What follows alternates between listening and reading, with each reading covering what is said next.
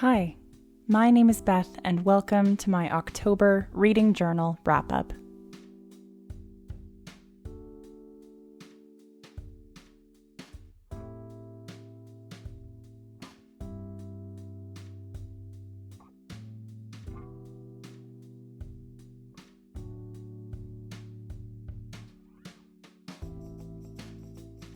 October was long, but it wasn't long enough. I feel like October was simultaneously very productive and not productive at all. I know I got a lot done for school and with reading, but I just have this feeling like I could have done more. I think it's just that time of year where I really struggle with motivation, but I did want to take a moment to say thank you to everyone who offered some kind words in my last video. Lots of you were sharing similar school experiences and offered some advice, which I really appreciated. Many of you reminded me to take time for self-care, so in between all of my reviews, I've included some footage of me doing just that. It also helps break this video up a bit because you may have noticed that it's a little longer than my usual wrap-ups are. I typically read 3 or 4 books a month, but because I was right in the middle of my term, there were lots of books to get to. It's also why this video is coming out a little bit late. I've just been very preoccupied, and having to plan for 7 books takes a little longer than 4. I used white and gold scrapbook paper for my cover page.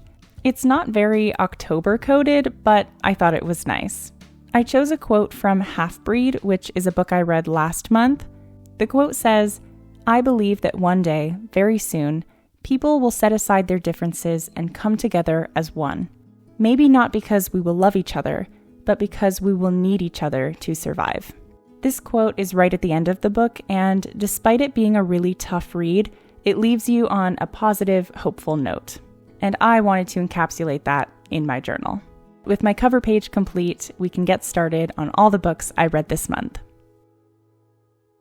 The first book I read in October was Year of the Tiger by Alice Wong. This is the first of 2 memoirs I read this month. This book is different than a typical memoir though, because it's a collection of essays and articles written from various years. Alice Wong is a disabled activist born with spinal muscular atrophy, and all her pieces focus on her daily life, both the positives and the negatives, and her fight for visibility in an able-body-centered world. I read this book for a class I'm taking on memoirs, and it was a very strange shift going from Hunger by Roxane Gay to this. Hunger was a very serious book. Its content and its tone were both very unapologetic, and this isn't necessarily a bad thing. I really liked Hunger. I just think that based on the content, it needed to be serious. But this book was the complete opposite. Alice Wong is very funny. She compares herself to Professor X, relating her disability to that of a superpower. She invites you to laugh with her, encourages you to, even if you aren't able to relate to the joke. I think this is great for breaking a stigma that all disabled people are to be pitied by the able-bodied. In turn, I think this helps people to actually listen better to the points she's putting forward. Additionally, the fun makes the serious moments hit a lot harder.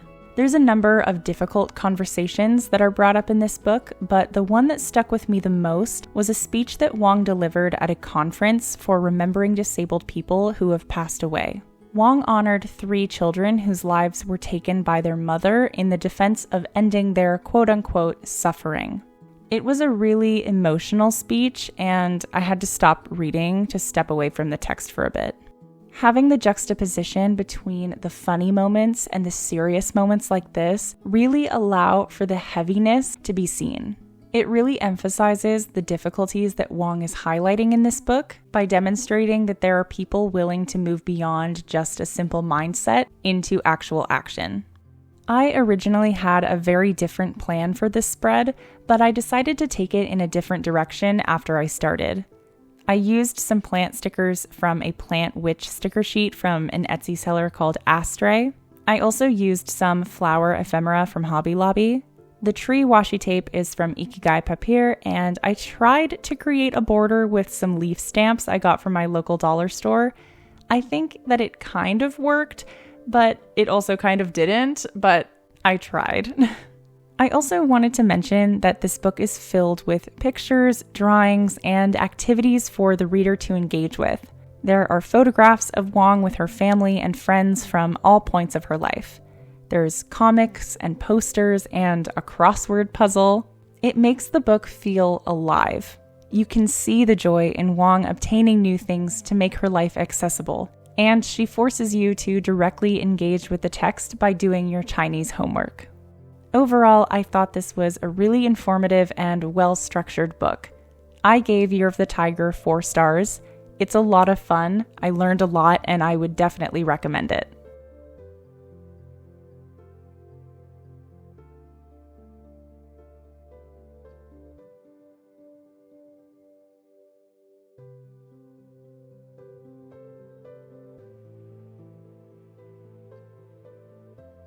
The second book I read was Beartown by Fredrik Backman. Now, before we get too far into this section, I wanted to say that I unfortunately lost almost all of the footage of this setup. I went 9 months without any kind of footage errors, so I guess it was bound to happen eventually. The videos didn't properly transfer from my phone to my tablet, and I really didn't want to just skip over this book because I have a lot to say about it. So I took everything off and decided to just redo the spread. I wasn't prepared to completely rewrite everything I had written down, so this setup is just me reattaching everything to where it was originally placed. So you will be able to see some of what I've written as I set the spread up. I've done my best to cut most of it off, but if you don't want any spoilers for this book, don't look too closely. Back to our regularly scheduled program. Beartown is about the citizens of a small Swedish town. Not much happens in this town. However, Beartown has a history of producing really successful junior boys hockey teams. So all the townspeople rally around the hockey team and hype it up as much as they can. But when a scandal breaks out involving one of the team's star players, a divide is established in the town. No one can agree on who is to blame and what the consequences should be. Everyone wants the truth, but when the truth is ugly, how do we go about handling it? I'll be honest, I kind of regret reading Beartown. And the main reason is because I don't have time to immediately read the sequel. I absolutely loved Beartown, but it's a weird kind of love because I don't think I've ever read a book that I loved so much and also hated so much. This book filled me with a kind of rage that I am not familiar with. The number of times I closed the book or paused the audiobook to just scream into the void was immeasurable. Truth is a really big conversation in this book. Everyone wants the truth, but they don't want it when it's inconvenient. Everyone wants to just talk until things can be sorted out, but they don't realize that they all just need to shut up. Some of the teenagers bothered me in this book. Kevin, I hope you rot in hell. But it's mostly the adults that I couldn't stand. The complete lack of accountability from these grown-ass adults was so disgusting. They claim to all want the best for the team, yet they choose to be blind to the bad things. And they can't even fathom talking about things in a hypothetical sense either. The worst part is that you know these people exist out there. There are hockey parents in the real world who behave just like this. It's absolutely awful, and I think that's what's most frustrating. I didn't have any hockey-themed stationery, but I did have this Arctic sticker sheet from Jolico, and it was giving Swedish-Norwegian energy. I also used a couple of washi tapes from Notebook Therapy's Gentle Giant collection. I left this book feeling angry, but I think that if you read it and aren't angry, then you've missed the point. I really love some of these characters, especially Benji and Amit, and I can't wait until next fall when I finally have time to continue this series. But until then, I gave Beartown 5 stars. It's definitely going to be a contender for my favorite book of the year.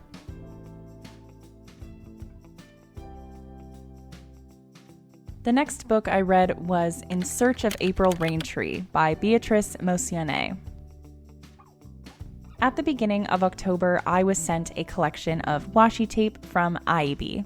They sent me this beautiful collection of fantasy and space washi tapes.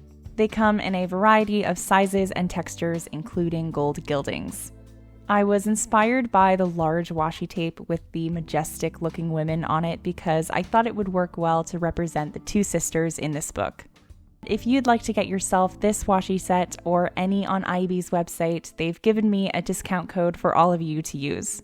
If you use my code GUESS20, you'll get 20% off your purchase and I will receive a small commission. If you're interested in checking them out, there's a link in my description box. Thank you so much to IEB for sending these my way. In Search of April Raintree is about two sisters, April and Cheryl. Their parents are alcoholics and neglectful of their daughters, so the girls are sent into foster care and are separated from each other. While Cheryl seems to enjoy the family she's been assigned to, April is not so lucky.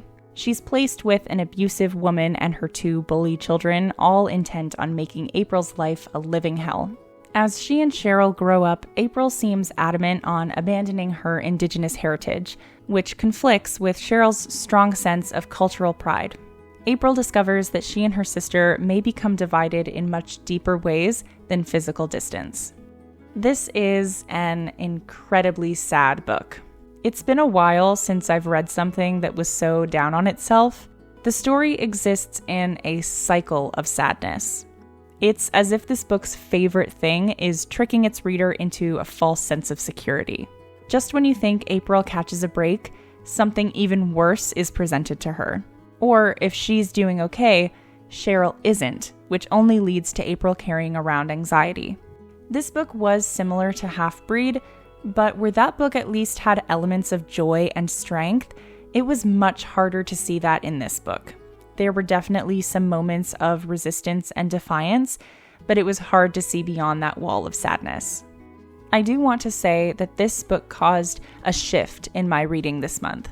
There is a very graphic sexual assault scene in this book that hit me in a really impactful way.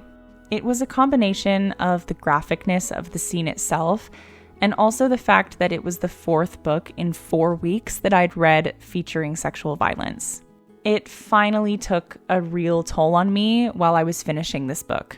I ended up starting a different book of my own choosing on the side at night because I needed an escape from all of the devastation. I think this scene only contributed to this being up there as one of the saddest books I've ever read. I didn't cry while reading it, but I definitely came very close. And that's saying a lot from me because I am not a book crier.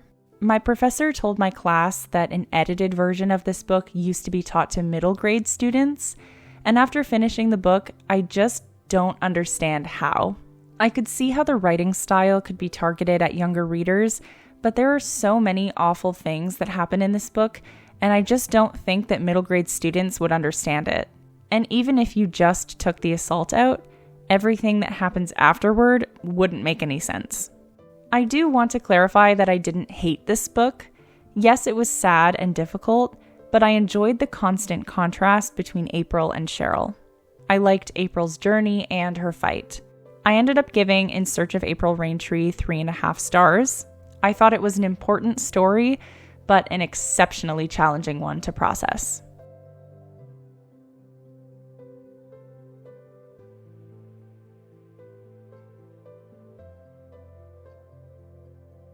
I'm jumping back to my September spreads for the next book, which is Make the World New by Lillian Allen. Last month, I read a poetry collection called Inventory, but I only used 1/2 of the page for it. I knew I would be reading another poetry collection, so I figured it just made sense to have them next to each other. This collection highlights various works by the Canadian Caribbean poet Lillian Allen. She is a dub poet, and she focuses on everyday life as a starting point for protest and change. Her work highlights Black lives and the need for radical change and calls for the creation of a new future. I prefaced last month that I am not an expert on poetry, and after reading another collection, I still would not classify myself as such. I don't really enjoy reading poetry, and I definitely don't like writing it. I find that I have a really hard time understanding poetry, but I found this collection to be a lot more accessible. I enjoyed Alan's voice and her storytelling. I will say there were a large variety of conversations going on in this collection: diaspora, race, nostalgia, feminism, and more. So I found it a bit hard to string all the ideas together to understand the big picture. Pretty much the opposite from inventory. I decided to use a sticker sheet from the same Etsy seller that I used for my inventory spread. So I used a strawberry-themed sticker sheet from Lollipop Studios and paired it with a strawberry cake sticker from the Aesthetic Studio. I used the same page design as the inventory spread, but I flipped it upside down. I've never put the title on the bottom of the page before because I'm always worried that it will look weird. And after this, I don't think I see myself doing it again. It just looks a little bit weird with that really big gap, but it is what it is. We live with our choices. Like I said, I'm not an expert on poetry, so my rating should be taken with a grain of salt. I originally gave Make the World New 2.5 stars, but I've since gone back and changed it to 3. I think that I appreciated it more after I had some time to reflect on it, but I still wouldn't say that I'm a poetry enthusiast.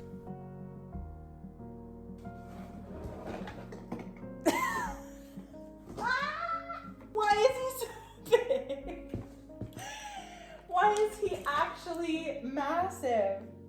There's a dog. Oh my gosh. Oh my gosh, there's a dog. Oh my gosh. I don't like it. I do not like him just casually sitting there. Heading back into my October section, the next book I read was Every Day is for the Thief by Teju Cole. This book is about a man returning to Lagos, Nigeria after having lived in the US for 15 years. The book acts like a journal of little vignettes as he travels around the city, meeting up with old friends and family, and revisiting places from his adolescence. He quickly finds that Lagos is a much different place than he remembers, both politically and socially. A lot of things have changed, but many things have always existed. The protagonist just wasn't able to recognize the corruption when he was young. Now that he comes face to face with the reality of his hometown, his entire perception of Lagos and its people becomes skewed. I really liked a lot of conversations happening in this book, but I'm conflicted by the fact that I did not like this book. When I read books, I look for craft elements. And for me, while I love character-driven narratives, novels need to have plot. And this book did not have one. Because it's structured like a travel journal, it reads almost more like a short story collection. It's little snippets of this man visiting different places and people, but they don't necessarily connect. They all work to show Lagos being a dangerous, corrupt city, and this clashes with the protagonist's memory. But a story can't just be, this happened, and then this happened, and then this happened. The narratives don't intersect with or impact each other. I don't think there's a narrative arc happening, and even in books where character is more essential, I believe that novels still require a storyline. And because of the book's structure, I found it to feel quite repetitive. Almost all of the problems that the protagonist witnesses are rooted in money. His family often lose power because they don't have a reliable power source. People spend hours at internet cafes scamming people for money through email. There's piracy, theft, bribery, and low employment wages for people like doctors. There are some cultural influences happening, such as the Lagos Museum being almost empty due to England and other countries taking their art, and Western culture being more popular than Nigerian culture, but they all seem to lead toward the same issue of money. After 4 or 5 chapters of the same thing, it got a little stale. I decorated this spread with a hedgehog sticker sheet from Hedgehog's Den on Etsy, and I paired it with a green grid washi tape from Ikigai Papier and a mushroom washi tape from Hobby Lobby. The narrator of this book is never given a name. On one hand, I thought this was really effective because it allows for the character to feel as though he could be anyone. However, there are photographs throughout the book of Nigeria that the author took himself. I think these are supposed to be an invitation to the protagonist's point of view, but I didn't necessarily understand all of the pictures. Some of them were blurry or obscure, which I suppose could imply that we're seeing a fogging of memory, but I'm still on the fence about whether or not I found them actually effective. Overall, I found myself bored reading this. I will say, though, that this was an unpopular opinion amongst others at my school, but that's okay. Art is subjective, and this one just didn't do it for me. I gave Every Day is for the Thief 1.5 stars. I did like Teju Cole's writing, so maybe I'll have to pick up something else by him in the future.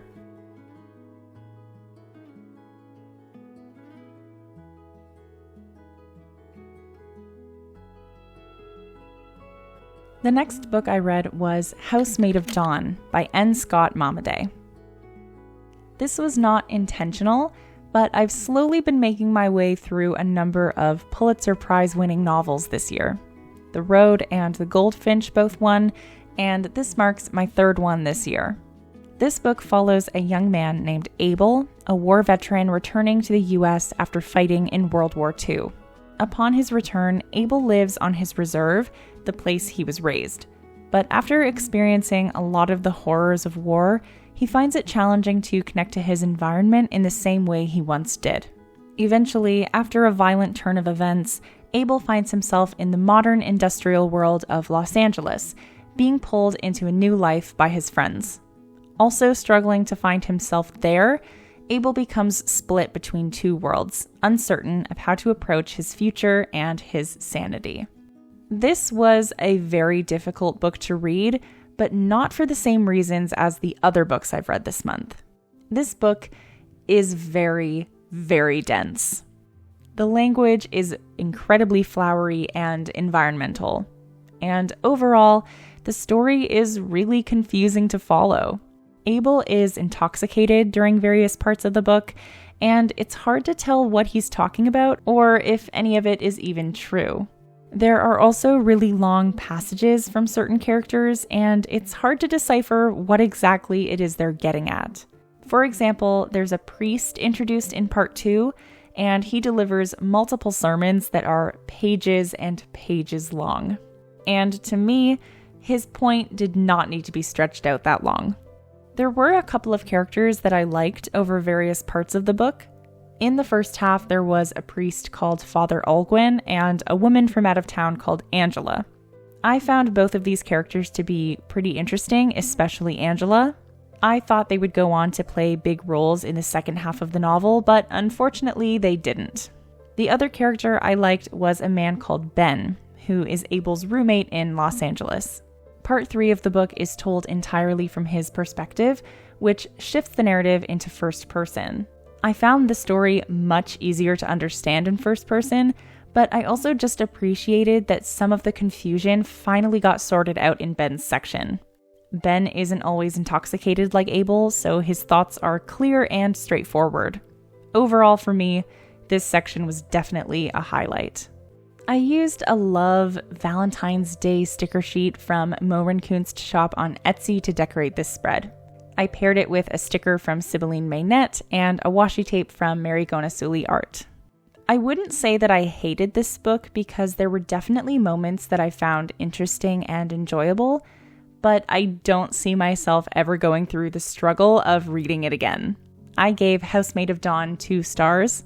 I understand its importance as an Indigenous text, but it's a very slow read.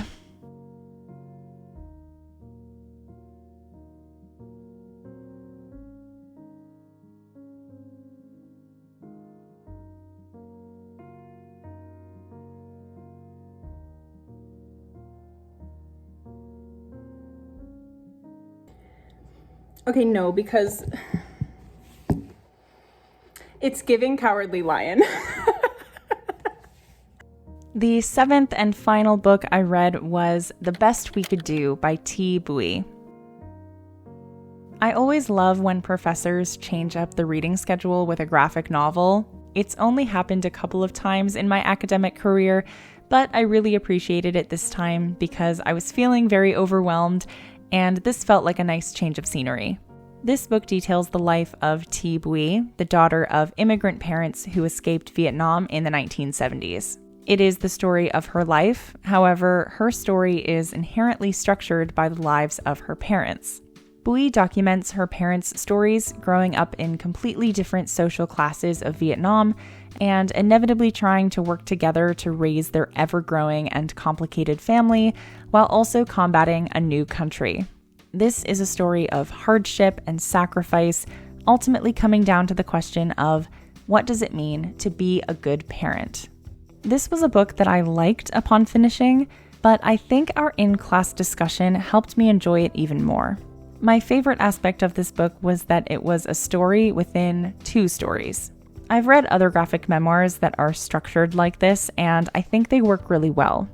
I think the graphic novel format works well because the visuals help with what can't be said, either because the story is at the expense of someone else's life, or because the story just simply can't be told. For example, Bui's parents struggle with actually sharing their pasts. Her mom finds it much easier to talk with her white son-in-law than to her own kids, and her father tends to bottle things up until everything spills out.